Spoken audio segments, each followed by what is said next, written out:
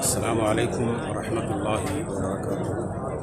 கண்ணியத்திற்கும் பேரன்புக்குரிய சொந்தங்களே, நம்முடைய உறவுகள், இரத்த உறவுகள், சம்பந்த உறவுகள், நட்புறவுகள் மற்றும் எம்மோடு அல்-ஃபலாஹ் சர்வீஸ் மற்றும் அல்-ஃபைஸ் டூர்ஸ் அண்ட் ட்ராவல்ஸ் மூலமாக ஹஜ் மற்றும் உம்ரா பயணித்த, இப்பொழுது பயணித்திருக்கக்கூடிய, இனி பயணிக்கக்கூடிய எல்லோருக்குமாக இந்த துஆவை சமர்ப்பிக்கின்றேன். முதலாக பெரும் பாக்கியத்தை அல்லாஹ் சுப்ஹானஹு வ தஆலா எமக்கு வழங்கியதை போன்று உங்கள் எல்லோருக்கும் வழங்க வேண்டும் என்று பிரார்த்தனை செய்வதோடு, அல்லாஹுக்கு மனநிறைவான நன்றியை செலுத்துவதோடு,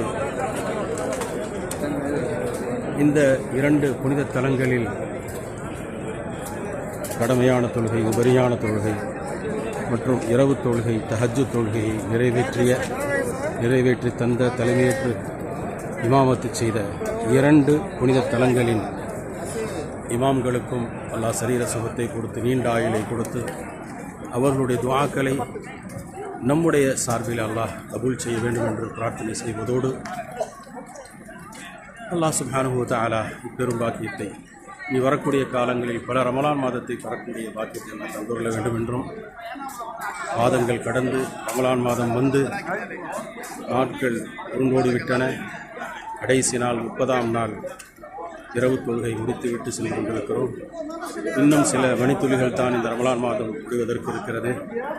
அல்லாஹ் உங்கள் எல்லோருக்கும் இதுபோன்று பல ரமலான் மாதங்களை தந்து, இந்த இரண்டு புனித தலங்களில் யாரெல்லாம் துஆ செய்தார்களோ எல்லோருடைய எல்லா துஆக்களையும் அல்லாஹ் அங்கீகரிக்க வேண்டும் என்று பிரார்த்தனை செய்கின்றேன்.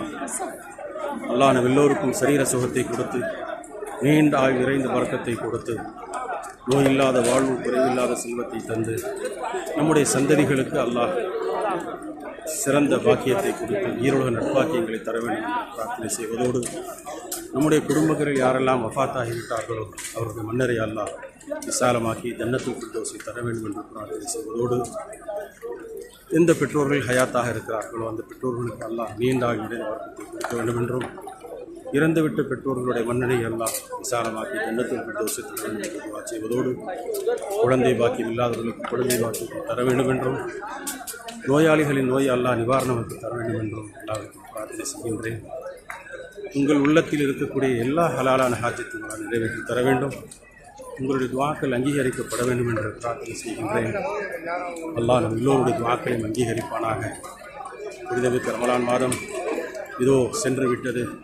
இன்னும் சில மணித்துளிகள் தான் இருக்கக்கூடிய காலங்களிலே அல்லாஹ் நம் எல்லோருக்கும் எல்லா பாக்கியத்தையும் தர வேண்டும் என்று உங்கள் சார்பிலை பிரார்த்தனை செய்து, இன்று நடந்த துஆவை பதிவு செய்து உங்களுக்காக அதை சமர்ப்பிக்கின்றேன்.